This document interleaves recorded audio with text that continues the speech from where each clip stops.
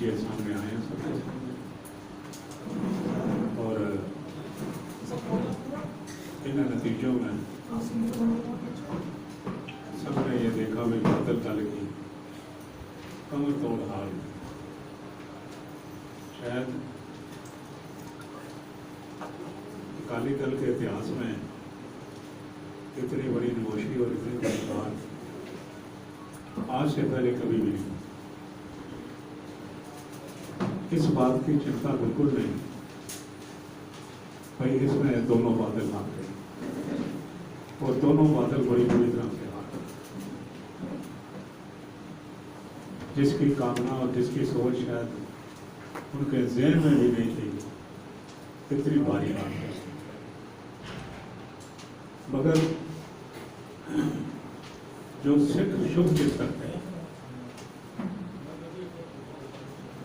और जो मार्गदर्शन करने वाले, उनके ज़हन में एक चिंता जरूर थी। वो चिंता थी भाई बादल हार गए, इसकी तो कोई बात नहीं है, मगर श्रोमणी अकाली दल का एक्लिप्स होना और जीरो में आना, ये सिखों के लिए एक चिंता का विषय है। इस संदर्भ में सरदार परमजीत सिंह सरना ने पहल करते हुए लुधियाना में, क्योंकि लुधियाना सेंटर है पंजाब का, वहाँ पर शनिचरवार को पंथ दर्दियों की, बुद्धिजीवियों की, धार्मिक हस्तियों की एक मीटिंग बुलाई थी। मीटिंग की सफलता इससे जानी जाती है कि जिनको हमने न्योता दिया था 99% उनकी हाजिरी थी उस मीटिंग में, और हमने स्पष्ट किया था भाई इस मीटिंग में आपने ये बताना है भाई अकाली दल को सुरजीत हम कैसे कर सकते हैं। हमारा बादलों को सुरजीत करने का कोई मतलब नहीं है। जो उन्होंने किया, जो गलतियां की, उनका खमियाजा उन्होंने भुगत लिया। श्रोमणी अकाली दल का एक्लिप्स होना सिखों के लिए एक चिंता का विषय है, तो क्योंकि ये एक ऐसी पॉलिटिकल पार्टी और ऐसी जमात है जो सिखों की चिंता भी करती है, और दुनिया के किसी भी कोने में सिख हैं वो अकाली दल की तरफ देखते हैं जब भी वो किसी मुसीबत में होते हैं।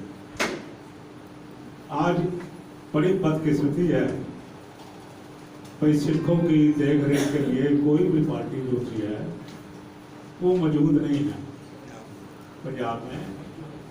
नेचुरली जब पंजाब में नहीं है तो दिल्ली में भी धक्का तो लगेगा ही। यहाँ के बशिंदे कौन से ईमानदार हैं चुने हुए, इन्होंने ये सबसे बड़े बेईमान चुने हैं उन्होंने। और जिस पार्टी को यही समझ नहीं है भाई हमने आदमी कौन से चुनने हैं, हमारे साथ कौन खड़े हैं, किसको टिकट देनी है, किसको सरबराह बनाना है, अगर यही वो चुन नहीं सकते हैं तो वो पार्टी का तो यही हाल होगा जो हुआ है। इस लुधियाना की जो हमने इकट्ठ रखा था उसमें प्रमुखता तौर पर professor Pritpal Singh Kapoor, doctor SP Singh, professor Gurtej Singh, doctor Gurdarshan Singh Dhillon, SCPC member Bibi Kiranjot Kaur, Sardar Veer Devinder Singh, doctor Swarn Singh जो FCI के पूर्व चेयरमैन रह चुके हैं, इत्यादि बहुत ही नामचीन सिखों का इकट्ठ जो हुआ है। और सब ने ये महसूस किया है भाई आज के वक्त की ज़रूरत है, वो है भाई अकाली दल को दोबारा खड़ा करना, सुरजीत करना, पहल के आधार के ऊपर ऐसे अकाली दल की हमने सिर्जना करनी है जो अगर धार्मिक चुनाव लड़ता है तो उसको कोई भी पॉलिटिकल चुनाव लड़ने की आज्ञा नहीं दी जा सकती। अकाली पार्टी में जितनी भी खराबी हुई है उसकी वजह यह है कि सन 96 में इन्होंने सिखों का पल्ला बादलों ने छोड़ दिया, सिखों का हाथ थामना बंद कर दिया। अकाली दल की पार्टी की बजाय इन्होंने अकाली दल को कन्वर्ट कर दिया पंजाबी पार्टी में। ऐसा कोई आदमी नहीं अकाली दल का मेंबर बन सकता था जिसको सिक्खी रीतियों की समझ ना हो। ये ऐसा दुर्भाग्य कभी भी नहीं हुआ भाई बादलों ने ऐसे आदमी को दिल्ली गुरुद्वारा कमेटी का प्रधान चुन लिया जिसको पंजाबी नहीं पढ़नी आती, गुरुमुखी पढ़नी नहीं आती, गुरु ग्रंथ साहब का पाठ करना नहीं आता, सिखों की रीतियों से उसको कोई वाकिफियत नहीं है, सिख इतिहास के बारे में उसे कोई वाकिफियत नहीं है, गुरु इतिहास के बारे में उसका इल्म जो है वो जीरो है।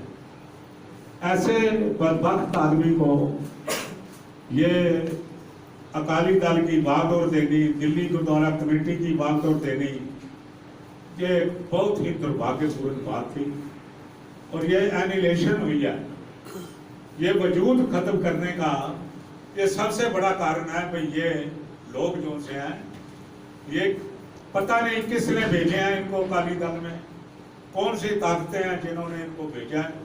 पैराशूट की तरह इनको उतारा गया पार्टी में, इन्होंने पैसे के लालच में सब कुछ नछावर कर दिया। इनको दिन में रात में सुपने में हाय सरसा हाय कालका, हाय सरसा हाय कालका, इनको कुछ भी और याद नहीं है। नतीजतन आज हम देख रहे हैं कि दिल्ली सिख गुरुद्वारा कमेटी की में अकाली दल का वजूद बिल्कुल इन्होंने खत्म कर दिया है और अकाली दल बिल्कुल नेस्तो नबूद हो गया। पर हम दिल्ली के सिखों के साथ, अपने शुभ चिंतकों के साथ, पार्टी के जो अहम हमारे मेंबर हैं इनके साथ हमने सलाह की है और ये मन में बात लेकर सरदार परमजीत सिंह लुधियाना गए हैं कि हमने अकाली दल को सुरजीत करना है। ये बात लेके, ये मंशा लेके गए हैं, विदाउट एजेंडा नहीं गए हैं, ये एजेंडा लेके गए हैं। हमें इस बात की खुशी है, इस एजेंडे के ऊपर श्रोमणी अकाली दल दिल्ली के सारे मेंबर, नए पुराने सारे हमारे साथ सहमति प्रकट कर रहे हैं कि हमें श्रोमणी अकाली दल को मरते हुए देखना नहीं चाहिए। और मैं उनका भी धन्यवाद करता हूँ। ये जो जोड़ी बनी है गैंगस्टरों की, कालका और सरसा की, ये गैंगस्टर की जोड़ी ज़्यादा देर गुरुद्वारा कमेटी नहीं चला सकेगी। इनको सिखों के मूल सिद्धांतों का भी जो है वो पता है। हमने अकाली दल जो असली अकाली दल है ना उसको लेना है। अकाली दल तो कई बने हुए हैं, सुरजीत है, पर असल अकाली दल जो है उसको पंथ के लिए, कौम के लिए, सिखों के लिए वापस। इसमें अकाल तख्त के जत्थेदार, केसगढ़ साहब के जत्थेदार ने भी बात की है। मूलतन हमारा जो हमने रेजोल्यूशन पास किया था उससे सबसे पहले हमने बादलों को कहा था कि आप अकाली दल से पैदा हो। मैं आपको एक ऐतिहासिक बात बता देना चाहता हूँ, चाहे उन लीडरों का करैक्टर बुलंदी के ऊपर था, उनके जाने के बाद भी उनके ऊपर पेन की नोक बिना दाग नहीं लगा सका था। पर एक दफ़ा बाबा खड़क सिंह को सिखों ने नहीं पसंद किया तो उसके बाद दोबारा वो नहीं आ सके। यही हाल मास्टर तारा सिंह जी का हुआ और बाकी लीडरों का हुआ, बनाना का।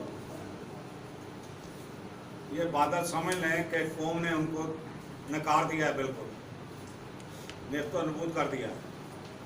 अब उनका फर्ज बनता है कि जिस अकाली दल ने उनको इतनी लब्बत दी, शोभा दी, हर चीज़ दी, 40 साल उन्होंने अकाली दल के ऊपर कब्जा रखा, वो अपने आप से कौम के वाले अकाली दल करते हैं। वरना जिस तरह की कन्वेंशन हुई है और जिस तरह के कन्वेंशन लोग कह रहे हैं कि हर शहर में करो, इनके खिलाफ बहुत बड़ा बवाल उठेगा और इनसे संभला नहीं जाएगा। मैं ये कहना चाहता हूँ कि ये जो अकाली दल नए बन रहे हैं, इनकी कोई वक़्त नहीं है। ये ऐसे गुरु घरों के ऊपर कब्जा करने बात ये कहें कि हम इस पार्टी का कब्जा कर देंगे, उसका कर देंगे, चाहे हमारी बनती है नहीं बनती है, पर गुरुद्वारों की जायदादों के ऊपर किसी भी पार्टी को अगर वो कोई इलेक्शन जीत गया तो कब्जा नहीं करने देंगे। वो अगर उठेंगे तो हम उनके साथ खड़े हैं, ये हम आपके सामने चौक। दूसरी बात यह है कि खाली हमने यही है, आज सुबह से मेरी बातचीत चल रही है, कईयों के टेलीफोन आए हैं, तकरीबन पंजाब के हर बड़े शहर वालों ने हमें ये बात कही है कि हमारे शहर में आके ऐसी कन्वेंशन की जाए ताकि लोकल जो इंटेलेक्चुअल्स हैं वो भी आपके साथ नाम जत्थेबंदियों के टेलीफोन आए हैं, और बाकी जो हैं सिख कौम के अहम जो हैं हिस्सेदार, उनको भी टेलीफोन आए हैं। बहुत जल्द हम जो है ये कन्वेंशन वहाँ सारी जाके करेंगे, डिले नहीं करेंगे, क्योंकि जैसे रविंदर सिंह ने बताया कि अकाली दल जो असली अकाली दल है वो सिखों की बात सुनता था, करता था। बादलों का हालत इसीलिए है कि इन्होंने सिखों की बात करनी छोड़ दी। सिख एजेंडा जिसको पंथक एजेंडा बोलते थे उसको छोड़ दिया था, और नेफ्तोनबूद आया। हम उस पंथक एजेंडे को, सिक्की के एजेंडे को, पंजाब के एजेंडे को सबके सहयोग से रिवाइव कराएंगे। इतनी बात अपने सरना जी तुसी अकाली एक बात इससे पहले आपको कहना चाहता हूँ, 1999 में श्रोमणी अकाली दल दिल्ली का गठन हुआ। वो इस करके गठन हुआ कि बादल उस वक्त तक राह भटकते थे। 1996 में मोगा की कॉन्फ्रेंस में इन्होंने अपना एजेंडा जो सा था सिखों को प्रति बदल दिया। हमने ये महसूस किया कि जो ये एजेंडा इन्होंने बदला है वो एजेंडा हमारे लिए घातक होगा। इसलिए हमने अकाली दल का दिल्ली का गठन किया, और हमने पिछले 22 साल में स्वाय दिल्ली गुरुद्वारा कमेटी भी की, अलावा कोई भी राजनीतिक चुनाव हमने नहीं लड़ा। और ये हमारा फैसला है कि हम ये राजनीतिक चुनाव नहीं लड़ेंगे।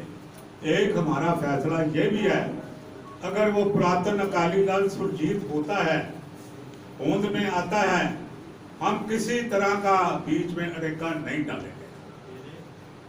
हम एक इस बात के ऊपर पाबंद हैं, अगर सुरजीत होता है, अगर ऐसे अकाली दल की होंद आती है तो हम बिल्कुल उनके साथ हैं। अपनी किसी भी अहम अहंकार को, भाई हमारा तो बना हुआ है, हम अपने 22 साल के जवान बच्चे की भी हम कुर्बानी देने के लिए तैयार हैं। ये बात हम प्रेस को कह रहे हैं आज बड़े खुले मन से, और मैं आस करता हूँ भाई आगे का जो भी आपका सवाल है आप ਨਹੀਂ ਤੁਸੀਂ ਕਹਿ ਰਹੇ ਹੋ ਕਿ ਇੰਨੀ ਵੱਡੀ ਤੁਸੀਂ ਮੁਹਿੰਮ ਚਲਾ ਰਹੇ ਹੋ ਅਕਾਲੀ ਦਲ ਨੂੰ ਸੁਰਜੀਤ ਕਰਨ ਦੀ, ਤੇ ਇਹਦੇ ਵਿੱਚ ਸ਼੍ਰੋਮਣੀ ਅਕਾਲੀ ਦਲ ਦਾ ਕੀ ਰੋਲ ਹੋਏਗਾ? ਕੀ ਉਹ ਆਪਣਾ ਮਰਜ਼ ਵੀ ਕਰ ਸਕਦਾ ਹੈ ਅਗਰ ਅਕਾਲੀ ਦਲ ਸੁਰਜੀਤ ਹੁੰਦਾ ਹੈ ਤੇ? ਦੇਖੋ ਹੈ ਜਗਾ ਸਾਡਾ, ਤੁਸੀਂ ਇਹ ਨਹੀਂ ਕਹਿ ਸਕਦੇ ਭਾਈ ਸ਼੍ਰੋਮਣੀ ਅਕਾਲੀ ਦਲ ਬਾਦਲ ਦੇ ਵਿੱਚ ਕੋਈ ਰਾਈਟ ਥਿੰਕਿੰਗ ਲੋਕ ਨਹੀਂ ਹੈਗੇ, ਹਨ ਬਹੁਤੇ ਨਹੀਂ ਪਰ ਹਨ। ਪਰ ਇਸ ਵਕਤ ਮਰਜ਼ਰ ਦੀ ਗੱਲ ਨਹੀਂ ਹੈਗੀ, ਅਸੀਂ ਤਾਂ ਸ਼੍ਰੋਮਣੀ ਅਕਾਲੀ ਦਲ ਨੂੰ ਸੁਰਜੀਤ ਕਰਨ ਦੀ ਗੱਲ ਕੀਤੀ ਨਹੀਂ ਹੈ। ਤੁਸੀਂ ਅਸਲੀ ਅਕਾਲੀ ਦਲ ਦੀ ਗੱਲ ਕਰ ਰਹੇ ਹੋ ਕਿ ਤੁਸੀਂ ਆਪਣੇ ਅਕਾਲੀ ਦਲ ਤੇ ਸਵਾਲ ਨਹੀਂ ਖੜੇ ਕਰ ਰਹੇ ਇਸ ਹਿਸਾਬ ਨਾਲ?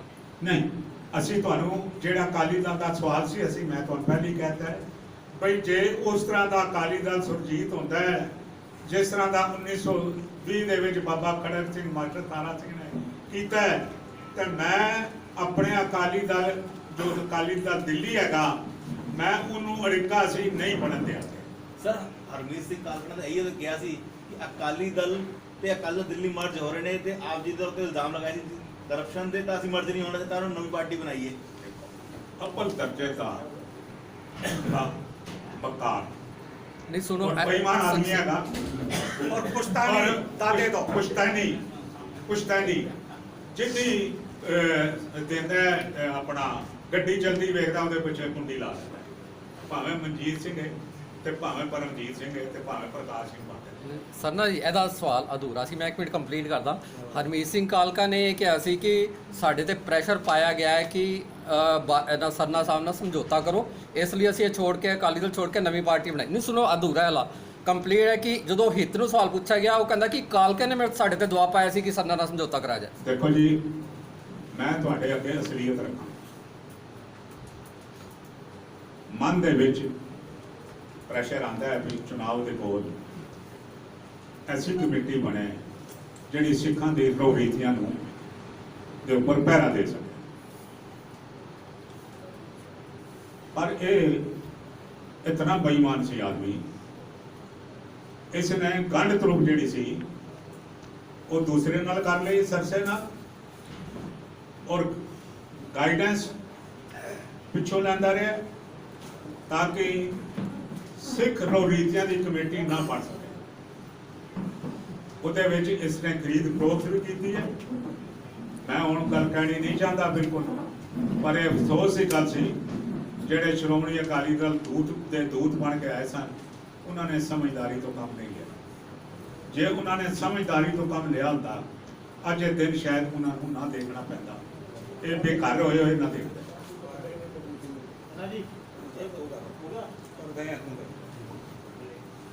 ਤੁਹਾਡੀ ਗੱਲ ਦਾ ਜਵਾਬ ਦੇ ਨਾਲ ਮੈਂ ਵੀ ਗੱਲ ਜੋੜ ਦਿਆਂ ਕਿ ਜਿਹੜੀ ਹਿੱਤ ਸਾਹਿਬ ਨੇ ਗੱਲ ਕਹੀ ਉਸ ਗੱਲ ਦੀ ਮੈਂ ਵੀ ਮਤਲਬ ਉਸ ਨੂੰ ਪੁਖਤਾ ਕਰਦਾ ਹਾਂ। ਮੈਂ ਦਾਅਵੇ ਦੇ ਨਾਲ ਇਸ ਮੀਡੀਆ ਦੇ ਮਾਧਿਅਮ ਦੇ ਉੱਤੇ ਹਰਮੀਤ ਸਿੰਘ ਕਾਲਕਾ ਨੂੰ ਇਸ ਗੱਲ ਦਾ ਚੈਲੰਜ ਕਰਦੇ ਹਾਂ।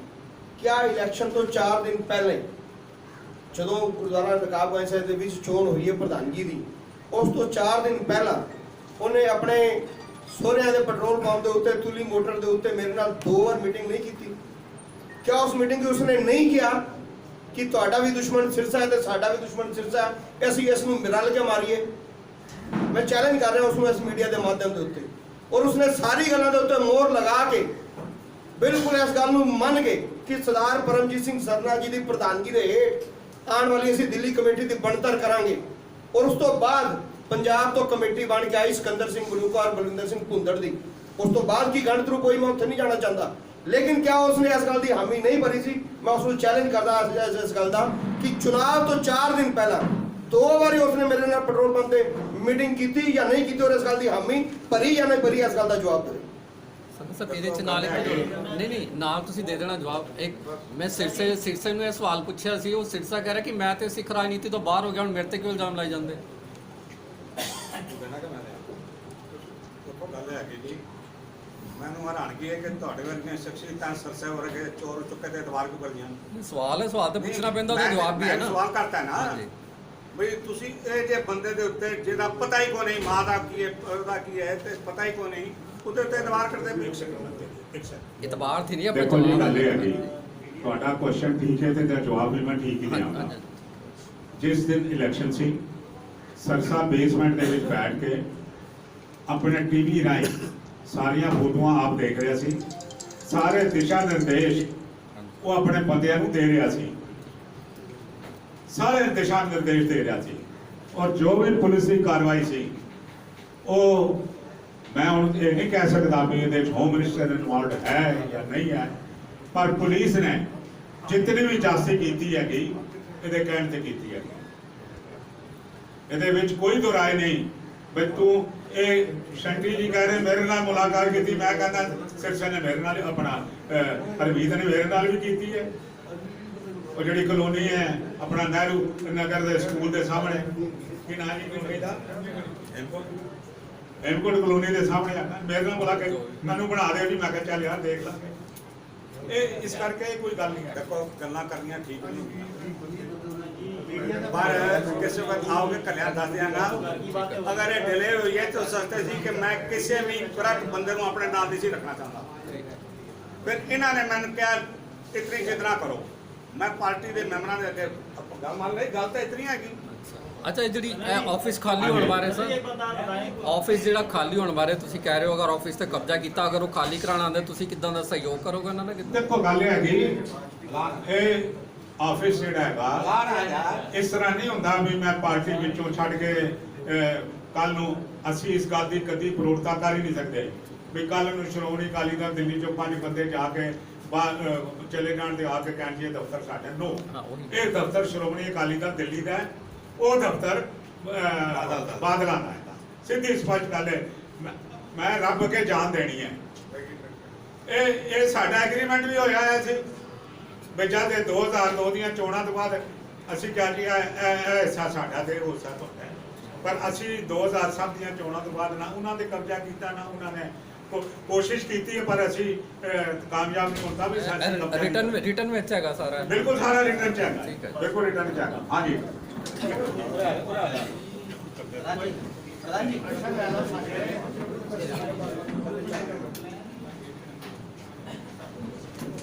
ਔਰ ਜਿਹੜੀ ਖਬਰ ਸਾਡੇ ਕੋਲ ਆਈ ਹੈਗੀ ਉਹ ਇਹ ਹੈਗੀ ਇਹਨਾਂ ਦੀ ਕੋਈ ਪਾਰਟੀ ਜਿਹੜੀ ਹੈ ਰਜਿਸਟਰਡ ਹੀ ਨਹੀਂ ਹੋਈ।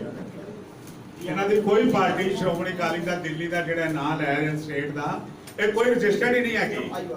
ਇਹ ਓਨਲੀ ਆਈ ਵਾਸ਼ ਹੈਗਾ, ਬੇਈਮਾਨੀ ਹੈਗੀ ਔਰ ਕਬਜ਼ਾ ਕਰਨ ਦੀ ਗੱਲ। सर जी एक बताओ ये यार एक मिनट पे ये आ गया जरा कहीं ना कहीं ये नजर आता है कि कहीं ना कहीं वो दूसरे स्तर पे ना चला जाए, तो क्या उसके लिए सिख समाज दोबारा से जागृत हुआ है कि वो पार्टी जो अकाली दल है वो जिस तरीके से खत्म देखो हुआ जी, है? बात ये है आप क्लैरिटी नहीं कर सके सवाल की, सवालों में सवाल उलझ गए। एक सेकंड, हमारी श्रोमणी अकाली दल दिल्ली और ये जो पार्टी बैठे हैं, हमारा मेजर कंसर्न सिखों के साथ है। यानी सिख चाहे दिल्ली में है, सिख चाहे पंजाब में है, इस हार के साथ सिखों की साख को एक धक्का लगा है। दूसरी पार्टी आने से पंजाब में जो राज दूसरी पार्टी का है वही मैं दूसरी पार्टी के आने की बात नहीं कर रहा, दूसरी पार्टी का नाम नहीं ले सकता। मैं नहीं नाम लेता। श्रोमणी अकाली दल का एक्लिप्स होना सिखों के लिए एक धक्का है। आज कोई ऐसी पार्टी नहीं है, या तो हम आदमी पार्टी कहते हैं भाई हम सिखों को रिप्रेजेंट करेंगे और सिख जोन से हैं हम उनकी बात सुनेंगे, ऐसी बात सामने आई नहीं है। इसलिए ये एक धक्के की बात है। बाकी अब मैं एक क्वेश्चन मेरा हाँ जी। मैं कहना चाहता तुसी अगर अकाली दल चाहता है कि ਇਹਦਾ ਨਵੀਕਰਨ ਹੋਵੇ ਕਿ ਤੁਸੀਂ ਥਿੰਕ ਟੈਂਕ ਤੇ ਖੋਲਿਆ ਵੀ, ਤੁਹਾਡੇ ਗੁਰਦੁਆਰੇ ਪੂਰੇ ਆਲ ਓਵਰ ਦਾ ਵਰਲਡ ਹੈਗੇ, ਲੋਕੀ ਉੱਥੇ ਜਾਂਦੇ ਹੈਗੇ, ਉੱਥੇ ਸਾਰੀ ਸਰਵਿਸ ਦਿੰਦੇ ਹੈ, ਬਟ ਮੈਂ ਕਦੇ ਨਹੀਂ ਦੇਖਦਾ ਤੁਹਾਡਾ ਥਿੰਕ ਟੈਂਕ ਕੋਈ ਚੰਗੀ ਤਰ੍ਹਾਂ ਸਾਹਮਣੇ ਆਏ ਤੇ ਲੋਕਾਂ ਨੂੰ ਸਮਝਾਏ। ਬਿਕੋਜ਼ ਥਿੰਕ ਟੈਂਕ ਜਿਹੜਾ ਹੈ ਉਹਦਾ ਹਰ ਚੀਜ਼ ਨੂੰ ਸਮਝਾਣਾ ਇੱਕ ਆਰਡੀਨਰੀ ਵੋਲੰਟੀਅਰਸ ਦੇ ਨਾਲ ਕੰਟੈਕਟ ਹੈ। ਅਸੀਂ ਇਸੇ ਕਰਕੇ ਸ਼ਨੀਚਰਵਾਰ ਨੂੰ ਜਿਹੜਾ ਸਾਡਾ ਥਿੰਕ ਟੈਂਕ ਹੈਗਾ ਰੀਅਲ ਵਰਲਡ ਦੇ ਵਿੱਚ ਉਹਨਾਂ ਦਾ ਇਕੱਠ ਬੁਲਾਇਆ। ਇਹ ਜਿਹੜੇ ਬੰਦੇ ਆਏ ਨੇ, ਇਹ ਪਹਿਲੀ ਵਾਰ ਸਤਿ ਸ੍ਰੀ ਅਕਾਲ ਕਰਨ ਤੇ ਇਹ ਬੰਦੇ ਨਹੀਂ ਆਉਂਦੇ, ਇਹ ਬੜੇ ਸਾਲਾਂ ਦੇ ਸੰਬੰਧ ਚਾਹੀਦੇ। ਇਹ ਥਿੰਕ ਟੈਂਕ ਹੀ ਸਾਰਾ ਸਾਡਾ ਆਇਆ ਹੈ ਔਰ ਉਹ ਥਿੰਕ ਟੈਂਕ ਜਿਹੜਾ ਹੈਗਾ ਸਾਡਾ ਉਹ ਸਿੱਖ ਮਸਲਿਆਂ ਦੇ ਉੱਪਰ ਹੈਗਾ। ਨਿੱਜੀ ਅਸੀਂ ਥਿੰਕ ਟੈਂਕ ਨਹੀਂ ਬਣਾਇਆ, ਨਿੱਜੀ ਅਸੀਂ ਦੋਨੋਂ ਪ੍ਰੋਬਲਮ ਜਿਹੜੀਆਂ ਦੋਨੋਂ ਸੋਲਵ ਕਰ ਰਹੇ ਨੇ। ਪੰਥ ਦੇ ਪ੍ਰਤੀ ਜਿਹੜੀ ਵੀ ਪ੍ਰੋਬਲਮ ਹੈ, ਜਿਹੜੇ doctor Prithipal Singh Kapoor and doctor S P. Singh ਹੈ, ਇਹ ਸਾਡਾ ਥਿੰਕ ਟੈਂਕ ਹੈ। ਇਹ ਸਾਡੇ ਵੱਡੇ ਵੱਡੇ ਪ੍ਰੋਫੈਸਰ ਸਾਰੇ ਆਏ ਨੇ, ਸਾਰੇ। Thank you sir, thank you. Waheguru ji ਕੀ ਫਤਿਹ। ਮੈਂ ਸਮਝਦਾ ਕਿ ਸਰਦਾਰ ਸਾਹਿਬ ਨੇ ਆਪਣੀ ਜਿਹੜੀ ਗੱਲ ਕੀਤੀ ਹੈ ਆਪਣੀ ਪਾਰਟੀ ਵੱਲੋਂ, ਉਹਦੇ ਲਈ ਤੁਹਾਨੂੰ ਸਾਰੀ ਡਿਟੇਲ ਦਿੱਤੀ ਹੈ, ਪਰ ਜਿਸ ਏਜੰਡੇ ਦੇ ਨਾਲ ਅਸੀਂ ਆਏ ਹਾਂ ਇੱਥੇ, ਮੈਂ ਉਹ ਏਜੰਡਾ ਜ਼ਰੂਰ ਤੁਹਾਡੇ ਸਾਹਮਣੇ ਬਿਆਨ ਕਰਨਾ ਚਾਹੁੰਦਾ। ਪਿਛਲੇ ਦਿਨੀ ਜਾਗੋ ਪਾਰਟੀ ਦੀ ਅਸੀਂ ਮੀਟਿੰਗ ਬੁਲਾਈ ਸੀ ਔਰ ਜੋ ਪੰਜਾਬ ਦੇ ਨਤੀਜੇ ਆਏ ਨੇ, ਜਿਸ ਤਰੀਕੇ ਨਾਲ ਸਾਰਾ ਸਿੱਖ ਜਗਤ ਇਸ ਵਕਤ ਫਿਕਰਮੰਦ ਹੈ ਕਿ ਜੋ ਪੰਜਾਬ ਦੇ ਵਿੱਚ ਅਕਾਲੀ ਦਲ ਦੀ ਹਾਲਤ ਹੋਈ ਹੈ, ਉਹਦੇ ਪਿੱਛੇ ਇੱਕ ਪਰਿਵਾਰਵਾਦ ਕਰਕੇ ਮੈਂ ਸਮਝਦਾ ਕਿ ਐਸੀ ਨਾਮੋਸ਼ੀ ਔਰ ਐਸੀ ਗਿਰਾਵਟ ਆਈ ਹੈ। ਅਸੀਂ ਕਿਸੇ ਪਰਿਵਾਰ ਦੀ ਜਿਹੜੀ ਹੈ ਉਹ ਅਕਾਲੀ ਦਲ ਮੈਂ ਸਮਝਦਾ ਵਿਰਾਸਤ ਨਹੀਂ ਹੋ ਸਕਦੀ, ਔਰ ਉਹ ਕਾਰਨ ਰਿਹਾ ਕਿ 100 ਸਾਲ ਪੁਰਾਣੀ ਪਾਰਟੀ ਜਿਸ ਨੇ ਏਡੀਆਂ ਸ਼ਹਾਦਤਾਂ ਲਈਆਂ ਹੋਣ, ਜੇ ਗੋਰਿਆਂ ਦੇ ਜ਼ਮਾਨੇ 'ਚ ਇਸ ਪਾਰਟੀ ਦੀ ਨੀਂਹ ਰੱਖੀ ਗਈ ਸੀ, ਉਹ ਗੋਰੇ ਸਨ ਜਿਨ੍ਹਾਂ ਨੇ 1857 ਦਾ ਗਦਰ ਦਬਾ ਦਿੱਤਾ ਸੀ। ਕੋਈ ਆਵਾਜ਼ ਆਜ਼ਾਦੀ ਦੀ ਉੱਠੀ, ਉਸ ਨੂੰ ਰਗੜ ਕੇ ਰੱਖ ਦਿੱਤਾ ਸੀ। ਲੇਕਿਨ ਜਦੋਂ 1920 ਦੇ ਵਿੱਚ ਇਹ ਖਾਲਸੇ ਦੀ ਆਵਾਜ਼ ਉੱਠੀ, ਅਕਾਲ ਤਖਤ ਸਾਹਿਬ ਤੋਂ ਇੱਕ ਜਹਾਜ਼ ਛੜਿਆ ਔਰ ਉਹਦੇ ਵਿੱਚੋਂ ਅਕਾਲੀ ਦਲ ਦਾ ਜਨਮ ਹੁੰਦਾ ਹੈ। ਅੰਗਰੇਜ਼ੀ ਸਰਕਾਰ ਨੂੰ ਗੋਡੇ ਲਾਣੇ ਪਏ, ਮਹਾਤਮਾ ਗਾਂਧੀ ਨੂੰ ਕਹਿਣਾ ਪੈ ਗਿਆ ਕਿ ਸਿੱਖੋं ने आज़ादी की पहली लड़ाई जीती और आज़ादी की नींव रख दी है। मैं समझदा उस साडी जथेबंदी दा जिहड़ी रिप्रजेंट करदी सी कौम नूं ਉਹਦਾ पतन होण नाल सानू सारिਆਂ ਨੂੰ तकलीफ है। मेरी अपनी पार्टी है, सरना साहब की अपनी पार्टी है, दिल्ली दे विच होर बड़ियां पार्टियां ने। ਅਸੀਂ ਇਹ फैसला कीता सी जागो पार्टी के परिवार ने कि ਅਸੀਂ ਸਾਰਿਆਂ ਕੋਲ ਜਾਵਾਂਗੇ और ਸਾਰਿਆਂ ਕੋਲ ਜਾ ਕੇ ਬੇਨਤੀ ਕਰਾਂਗੇ, ਰਿਕੁਐਸਟ ਕਰਾਂਗੇ ਕਿ ਅਸੀਂ ਇਲੈਕਸ਼ਨ ਆਣ ਕੇ ਉਦੋਂ फैसला कर ਲਵਾਂਗੇ ਕੀ ਕਰਨਾ ਕੀ नहीं करना। लेकिन ਅੱਜ पंथ की आवाज़ खत्म हो गई है। मनु आज ये कहने से कोई गुरेज नहीं, मैं अपनी कैपेसिटी कह रहा, अपनी पार्टी की कैपेसिटी कह रहा, ना करके नहीं कह रहा कि जेड़ी आज पंजाब तो लिस्ट आई है आम आदमी पार्टी की राज्य सभा की, मैं समझदा कि पंजाब की रिप्रजेंटेशन कित्थे है, साडे मसले कौन पार्लीमेंट दे विच चुकेगा। मैं समझदा वां बड़ी लोड़ है कि सानू आपस अपनी ईगो छड़ के अपना मफाद छड़ के एक प्लेटफॉर्म ते आण लई और ताकि असी पंथक मसलियां दा हल कर सकीए। जे मोदी सरकार नू मिलना सेंटर च असी मिलांगे, जे सानू महाराष्ट्र दे विच शिव सेना नू मिलना है, बंगाल दे विच सानू जाके ममता दीदी नू मिलना है, या जिथे भी कोई सरकार है, स्टैलिन दी सरकार है तमिलनाडु दे विच, एक ऐसा संगठन सिखा का होना चाहिए जिहड़ा रिप्रजेंट करे। असी माइक्रोस्कोपिक माइनॉरिटी हाँ, असी 2% तो घट आ। साडी एक जथेबंदी सी जिस जथेबंदी ने वड्डियां वड्डियां सरकारां दे गोडे लगा दिते और 1984 का जिहड़ा दुखांत है पंजाब का या दिल्ली का, उहदे बाद बाहरले सिखां ने बहुत बड़ा संताप हो गया जिहदी लड़ाई असी लड़ रहे हैं। मैं समझदा वां, मैं अज बेनती करन आया वां सरना साहब नूं, एक चिट्ठी इन्हां दे नाल लिखी है और इसे तरीके मैं चाहांगा सरना साहब भी साडे नाल बाकी जिहड़े होर पार्टियां ने दिल्ली दे विच भावें सियासी तौर ते असीं एक दूजे के खिलाफ लड़े हाँ, असीं इसे एक प्लेटफॉर्म ते आके एक आवाज़ उठा सकीए।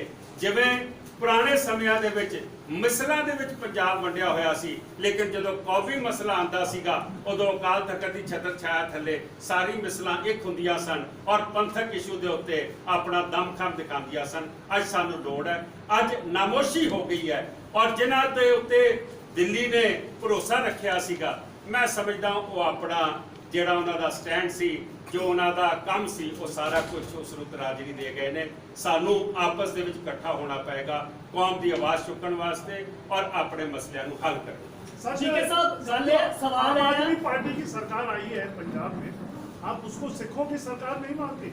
मैं समझता हूँ कि अगर आम आदमी पार्टी हमारे मसलों को टेकअप करे, हमारे को उनसे कोई प्रॉब्लम नहीं लेकिन है। आप ये सरकार पंजाब के लोगों ने चुनी है, हम उसको वेलकम करते हैं, लेकिन वो अगर हमारे मसलों पे खड़े होते हैं हमारे को कोई इतराज नहीं, हम उनको सपोर्ट देने को नहीं, तैयार अभी हैं। अभी आपने राज्यसभा के उम्मीदवारों की बात की, उसमें 3 उम्मीदवार ऐसे हैं जो सिख नहीं है, तो उनके बारे में आप क्या कहेंगे? मैं सिखों की बात नहीं कर रहा हूँ, एक मिनट सर, मैं सिखों की बात नहीं कर रहा हूँ, मैं पंजाब की बात कर रहा हूँ। जो उसमें मुझे चेहरे नजर आ रहे हैं उनको शायद किसी को भी जो हमारे मसले हैं उनकी समझ ही नहीं होगी। मैं समझता हूँ वहाँ पे आवाज उठाने के लिए कोई ना कोई चेहरा ऐसा लाना चाहिए था जो सिखों की जो हमारा दुखांत है 1984 का या उससे पहले का आज़ादी के वक्त जो हमारे साथ धोखा, उसके लिए को आवाज़ उठाए।